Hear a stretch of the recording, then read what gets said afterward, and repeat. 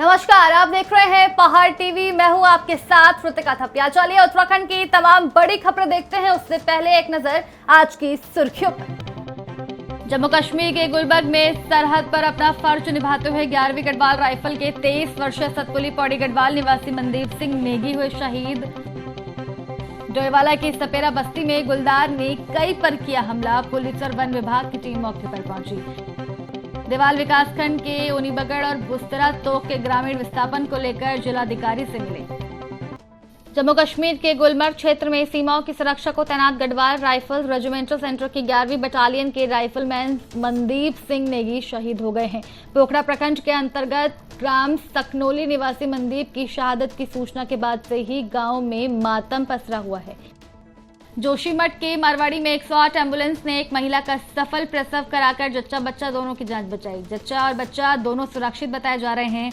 108 के ईएमटी जयदीप और चालक भुवन ने बताया कि गुरुवार की देर रात्रि लगभग 1 बजे गोविंदघाट क्षेत्र से एक फोन आया कि एक महिला प्रसव पीड़ा से करहा रही है, जिसके बाद एम्बुलेंस मौके के लिए रवाना हुई। बताया कि गोविंदघाट से महिला को उसके पति और आशा कार्यकर्ता के साथ जोशीमठ की ओर लाया गया, लेकिन रास्ते में महिला की तबीयत अचानक बिगड़ गई और महिला प्रसव पीड़ा से तेज से करहाने लगी, जिसके बाद 108 कर्मचारियों ने सूझबूझ दिखाते हुए जोशीमठ नगर से लगभग 6 किलोमीटर पहले मारवाड़ी नामक स्थान में एम्बुलेंस के अंदर ही महिला का सफल प्रसव कराया। भाजपा विधायक के कार्यालय के सामने आम आदमी पार्टी के कार्यकर्ताओं ने प्रदेश उपाध्यक्ष शिवपाल सिंह रावत के नेतृत्व में आप कार्यकर्ताओं ने कुंभ के दौरान कोरोना घोटाले को लेकर मुखर हुए और प्रदर्शन किया। वहीं सरकार पर इस पूरे मामले को लेकर लापरवाही का आरोप लगाया है। रावत ने कहा, इस घोटाले ने न केवल देश बल्कि विदेशों में भी भारत की साख को बट्टा लगाया है, क्योंकि कुंभ पूरे विश्व का पर्व है और बीजेपी सरकार के राज में अधिकारियों और उनके नेताओं की भूमिका साफ तौर पर इस घोटाले में सामने आ रही है। देखिए, आज हमारे पार्टी के कार्यकर्ताओं ने और यहाँ की जो लोकल जनमानस है, कुछ बुद्धिजीवी ने भी कहा और पार्टी ने आज पूरे 70 विधानसभाओं में निर्णय लिया कि जो भाजपा के पदाधिकारी है, भाजपा के जो विधायक है, भाजपा के मंत्री, मुख्यमंत्री, उनके कार्यालयों पे हमें प्रदर्शन करना चाहिए और उनको कहना चाहिए कि भाई कि जनता की जान से आप खिलवाड़ न करें। जो कुंभ में आपने लोगों को आमंत्रण दिया था, उसमें जो पॉजिटिव केस आए थे, अकेले हरिद्वार जिले में 6 लाख कुछ टेस्ट हुए, जिसमें से 17,000 कुछ लोग पॉजिटिव निकाले गए, क्योंकि पैसों का खेल भी हुआ और लोगों की जान से भी खेला गया। कई मौतें भाजपा सरकार के नाकामियों के कारण हुई है।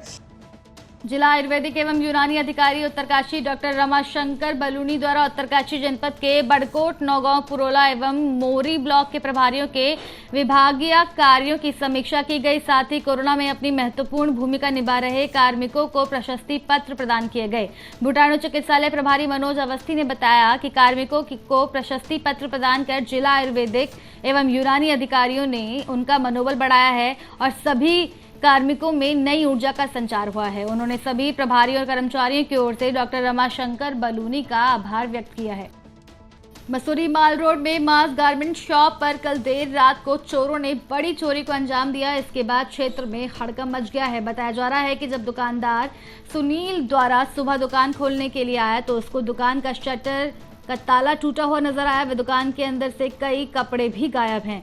घटना की सूचना मसूरी पुलिस को मिली, जिसके बाद मसूरी पुलिस एसआई सूरज कंडारी के नेतृत्व में मौके पर पहुंची और जांच में जुट गई है। बताया जा रहा है कि पुलिस द्वारा आसपास के लगे सीसीटीवी कैमरे को खंगाला जा रहा है। वहीं दुकान के अंदर और बाहर लगे कैमरे को भी खंगाला जा रहा है। मसूरी ट्रेडर्स वेलफेयर एसोसिएशन के अध्यक्ष रजत अग्रवाल ने कहा कि मसूरी में चोरी की घटनाएं ना के बराबर होती हैं, परंतु किसी शरारती तत्व द्वारा इस घटना को अंजाम दिया गया है और उनको पूरा विश्वास है कि मसूरी पुलिस कुछ घंटे में ही इस चोरी का खुलासा कर देगी। मसूरी पुलिस ने बताया कि चोरों द्वारा दुकान के अंदर से कुछ कीमती कपड़े चोरी किए गए हैं।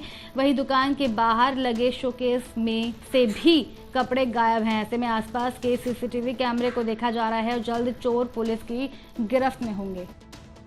देवाल विकासखंड के दूरस्थ पिंडर क्षेत्र के बुस्तरा तोक, उड़ीबगड़ तोक और खंडमनिया तोक के ग्रामीणों ने शुक्रवार को देवाल के ब्लॉक प्रमुख दर्शन दानू और विधायक थराली मुन्नी देवी के नेतृत्व में उप जिलाधिकारी थराली सुधीर कुमार से मुलाकात कर विस्थापन की मांग की है। दरअसल बीते 18 जून को मूसलाधार बारिश से पिंडर नदी का जलस्तर काफी ज्यादा बढ़ गया था, जिससे पिंडर नदी के किनारे पर बसे इन तीनों तोकों में काफी ज्यादा कटाव के साथ कुछ परिवारों का आशियाना भी पिंडर में समा गया। बुस्तरा तोक में जहां खेती भूमि को नुकसान हुआ है, वहीं अब यहां रहने वाले 8 परिवारों को पिंडर नदी का रौद्र रूप डराने लगा है। वहीं उड़ीबगड़ तोक में 2 मकान पिंडर में लील हो गए हैं। यहां भी 10 परिवार अब खतरे के जद में हैं और इनकी कृषि भूमि को भी नुकसान हुआ है। वहीं खड़मुनिया तोक में भी 6 परिवारों पर खतरा मंडरा रहा है। यहाँ पिंडर नदी का पानी इनके घरों तक पहुंच गया था, जिससे ग्रामीणों में डर का माहौल बना हुआ है। उड़ीबगड़ तोक के ग्रामीण जहां टेंट और गौशाला में रहने को मजबूर हैं। यहाँ बुजुर्गों की जो जमीन थी, 5 पीढ़ी की जमीन जो थी वो सारी बह चुकी है। कई लोग बेघर हो गए। उन लोगों के पास रहने के लिए कुछ मकान नहीं, वो नहीं, परेशान है। खेतों में टेंट डाल के उन डेरा जमा रहे हैं। इसलिए सरकार के हम हाथ जोड़ के निवेदन करते हैं कहीं हमारा स्थापन हो जाए। जिला अधिकारी से हमने कहा, वो भी यही कह रहे हैं साहब देखेंगे सुनेंगे कब करेंगे। अभी आशा से हम भी जा रहे हैं साहब, इतना जाने हो क्या हो। अभी जो आगे का डर ऐसा है साहब, रात को सो नहीं पा रहे हैं। बड़ी दिक्कतें से हम जी रहे हैं। बच्चे कहीं कहीं हैं, कहीं कहीं बुढ़े लोग देखे हैं। हम तो खैर चले भी जाएंगे, कोई बात नहीं। जो हमारे नाती पोते लोग हैं वो बड़े परेशान हैं, रो रहे हैं, चिल्ला रहे हैं, जंगलों में भाग रहे हैं। जब नदी का स्तर बढ़ रहा है तो परेशान हो जाए। मेरा मकान बह गया है, सारा नदी में बह गया है। 18 तारीख को शाम को बाढ़ आई, मेरा सारा परिवार बह गया था। मैंने अपने बच्चों को बचा लिया और मकान और सारा घर के सामान सब बह गया। तरीके से भारी बारिश आने के कारण पिंडर नदी का जलस्तर बहुत बढ़ गया था। उसके कारण से हमारे बुस्तरा तोक में हमारे जो उड़ीबगड़ है और खड़मुनिया तोक है उडर का, वहाँ पर लगातार पिंडर नदी का जलस्तर बढ़ने से 2-3 मकानें बह गई हैं। लोग बेघर हो चुके हैं और कईयों की जो अपनी खेती की ज़मीन थी वो बह गई है। और इसलिए आज हम एसडीएम साहब के पास आए थे। सभी लोगों का ये कहना है कि हमारा तुरंत ही विस्थापन होना चाहिए। तोक है, वहाँ पे 2 मकानों के बहने की सूचना है, तो उसके प्रस्ताव अभी बनाया जा रहा है और उसकी सूचना जिलाधिकारी महोदया को दे दी, प्रेषित कर दी गई है। उड़ीबगड़, बुस्तरा और खड़मुनिया तोक के विषय में अभी माननीय विधायक जी और माननीय प्रमुख जी के द्वारा अवगत कराया गया है। साथ में जो प्रभावित परिवार हैं वो भी अभी आए थे मुझसे मुलाकात करने के लिए। तो उनके लिए उनकी जो ज्ञापन मुझे प्राप्त हुआ है उसके क्रम में जांच करवाई जाएगी और जांच करवाने के बाद इसको सर्वे के लिए, भूवैज्ञानिक के सर्वे के लिए प्रेषित किया जाएगा। देवस्थानम बोर्ड के विरोध में पंडा पुरोहितों और हकूकधारियों का धरना चारों धामों में 15वें दिन भी जारी रहा। इससे पूर्व तीर्थ पुरोहितों ने काली पट्टी बांधकर विरोध जताया था और 21 जून से अनिश्चितकालीन धरना शुरू किया है। सभी पुरोहितों ने एक स्वर में आह्वान किया कि सरकार को शीघ्र से शीघ्र अपने मुख्यमंत्री की घोषणा के अनुरूप देवस्थानम बोर्ड को रद्द कर देना चाहिए। यदि किसी प्रकार की ढिलाई होती है तो तीर्थ पुरोहित उग्र आंदोलन के लिए मजबूर होंगे।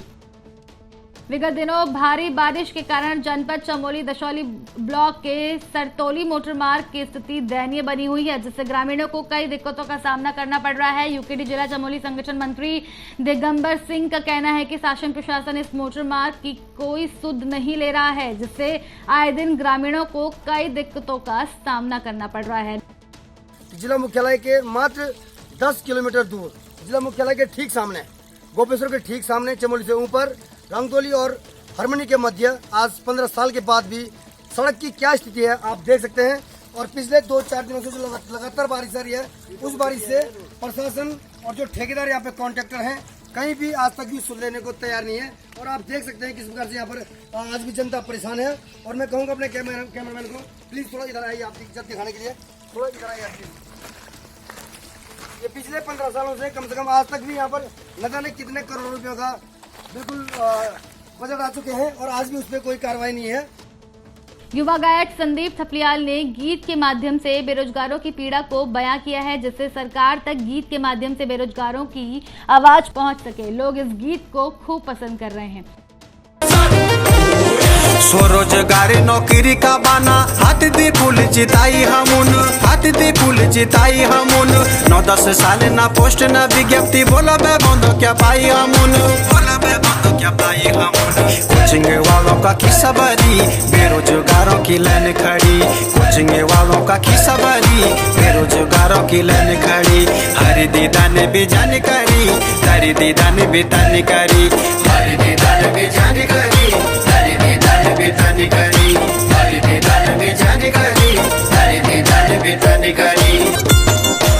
योग आयोग का धारा लगा छन, दायित्वधारियों की लाइन लगी, दायित्वधारियों की लाइन लगी।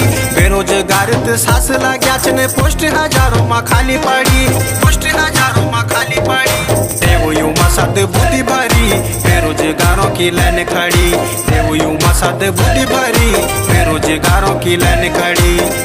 भानेवाला सपेरा बस्ती में गुलदार ने सभासद ईश्वर रौथान पर हमला किया। सूचना मिलते ही मौके पर पुलिस अधिकारी के साथ बड़कोट वन रेंज के तमाम अधिकारी पहुंचे। रेंजर धीरज रावत ने कहा गुलदार को पकड़ने के लिए रेस्क्यू शुरू किया गया है, साथ ही लोगों से पैनिक न होने की अपील की है।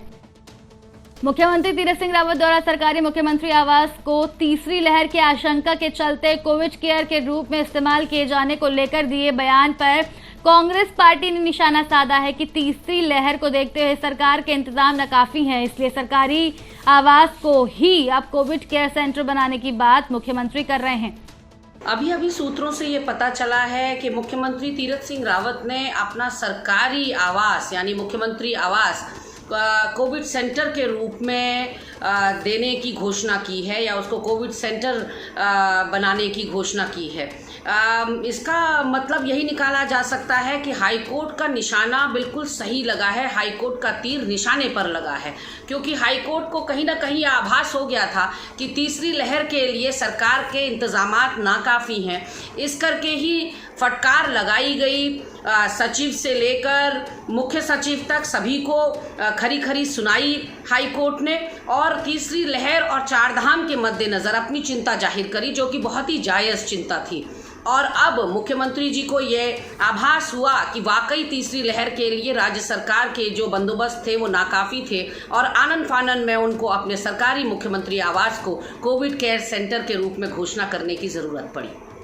उत्तराखंड में 14 साल से कम उम्र के बच्चे लगातार घरों से गायब हो रहे हैं। यह आंकड़ा साल दर साल बढ़ रहा है। नाबालिग बच्चों का गायब होना एक चिंता का विषय बना हुआ है। हालांकि गनीमत यह है कि उत्तराखंड पुलिस 80% से अधिक केस वर्कआउट कर रही है। पिछले 5 महीनों के आंकड़ों पर गौर करें तो नाबालिगों की गुमशुदगी और अपहरण के मामले सबसे ज्यादा उधम सिंह नगर जिले में देखने को मिले हैं। यहाँ पर पुलिस महानिदेशक अभिनव कुमार के मुताबिक उत्तराखंड में नाबालिग बच्चों के घरों से गायब होने में मानव तस्करी और क्रिमिनल ऑफेंस कम, बल्कि पारिवारिक परेशानियों वाले केस ज्यादा है। कम उम्र के बच्चों के लापता होने के अधिकांश केस घरों में झगड़े, मारपीट व अन्य पारिवारिक कलह से परेशानी वाले ज्यादा सामने आए हैं।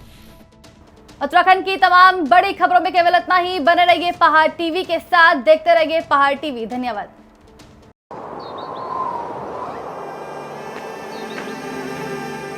है बेखौफ उम्मीद का रंग,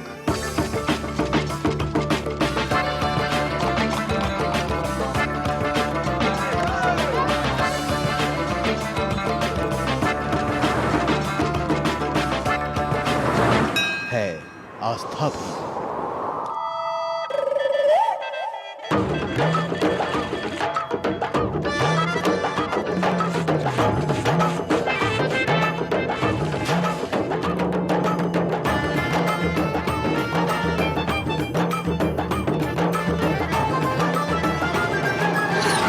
ये है मेरा उत्तराखंड।